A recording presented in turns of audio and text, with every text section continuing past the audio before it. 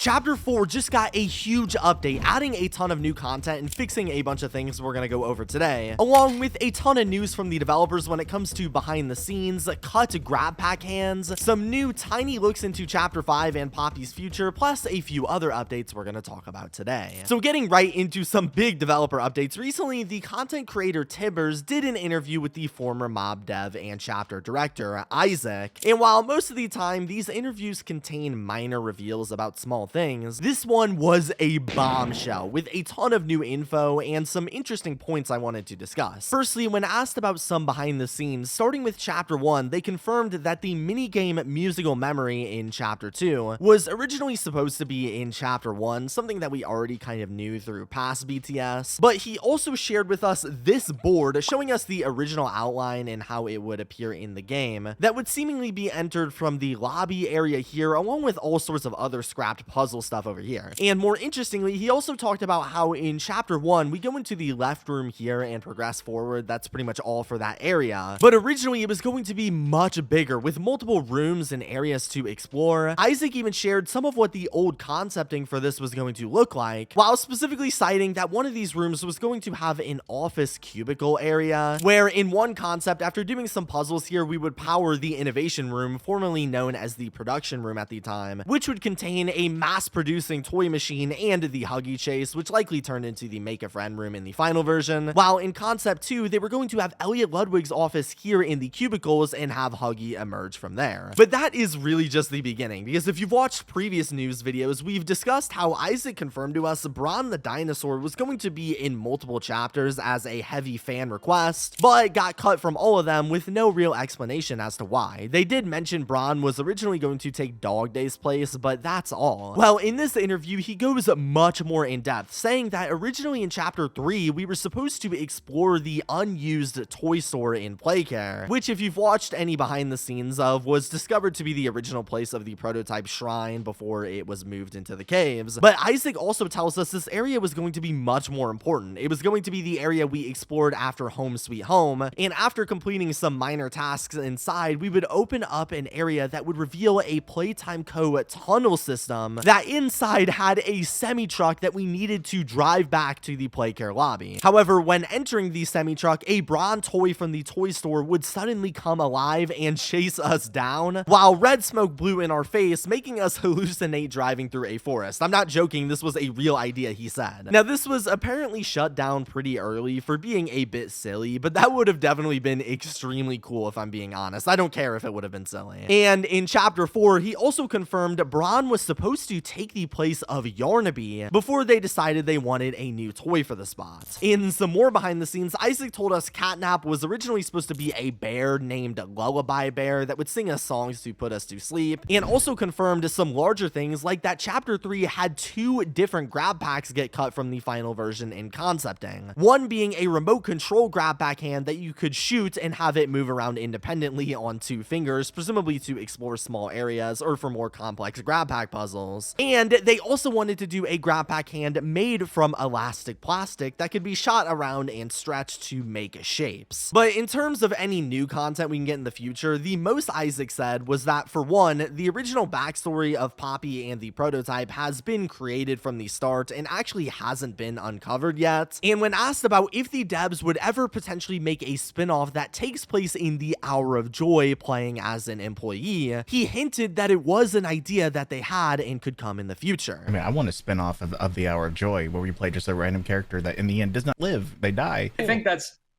been an idea. Maybe it'll happen someday. There's nothing definitive. Now, obviously, take everything Isaac says here with a big grain of salt, as he is no longer a dev, and everything he's able to say is from scrapped ideas that most likely won't be implemented, at least in their true form. But he mentioned tons of other behind the scenes and dev stuff I couldn't fit in this video, so definitely go check that out because it's a ton. Furthermore, YouTuber Nized also did an interview with the current mob employee and voice actor for Yarnaby, Ben Rooker, which didn't hold as much info, but he also teased there being more coming in relation to Poppy and the prototype. Who's your favorite character from Chapter 4 or from the Poppy series in general? It's gotta be Poppy and Prototype. They're the most interesting characters to me. I feel like they've got a lot going for them, and that's all I'm gonna say about that. I mean, we do see that more in chapter 4. Yeah, I think players are slowly starting to get some of those pieces of why I find them so interesting. Yeah. And that cliffhanger with Poppy leaving, that was like a big hint of what could be happening behind the scenes.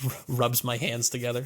Yeah. So it really seems like their backstories are going to be the main forefront of chapter 5. And when asked about the future of the game Project Playtime, Poppy Playtime's lost multiplayer game, he said that while he wasn't involved with its development or anything, he had supposedly been hearing murmurs about it every once in a while. I really don't know much more than you do about it, but every once in a while I'll hear some murmurings about it. I'm still hopeful, cautiously hopeful. So it would be insane to finally see that game return. Also take this with a grain of salt, but it seems like the devs are at least aware of the game behind the scenes and haven't completely forgotten about it yet. But moving on to the main topic of this video, Chapter 4 just got a humongous update. As you know, Chapter 4 currently has mixed reviews on Steam and has gotten into a lot of controversy for the amount of bugs and lack of polishing. However, randomly the other day, they would drop the 6th and probably one of the final patches for Chapter 4, which not only fixed a bunch of things, but also added a bunch too. So firstly, starting with the major stuff, they seemingly fully redid the lighting of the game, making it look a lot more finished and polished. Here's a couple of examples on screen. But along with this, in the Yarnaby section, they completely revamped the area, fixing a ton of bugs, which I'll talk about in a second. But more importantly, they removed some of the vents Yarnaby could jump through, although I don't remember which ones in specific, and they completely remastered the ending chase scene, where after running away from Yarnaby and jumping on the hook, originally he would get caught up in the chains, catch on fire for no reason, and then fall into a pit never to be seen again. While in the new version, in the chase, Yarnaby is much faster, and at the end, we actually enter a cutscene where Yarnaby lunges at us, gets caught in the chains, and then falls down into a pit of lava, which looks 1,000,000% better than the final version. I definitely prefer that. While over in the doctor section, they apparently made the minions faster. They removed the barrier in the vent area here, and they also revamped the doctor's ending cutscene, giving the minions a new animation and seemingly a completely new model as well, which again looks a lot better. And after defeating the doctor, we get a new voice line from Ollie here.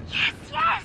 My signal's coming through! Finally! The doctor, he's dead. I didn't think I'd ever get to say that. You, my friend, are a hero. Again and again, you do the impossible. You got us here, and the end is coming. All that's left is him.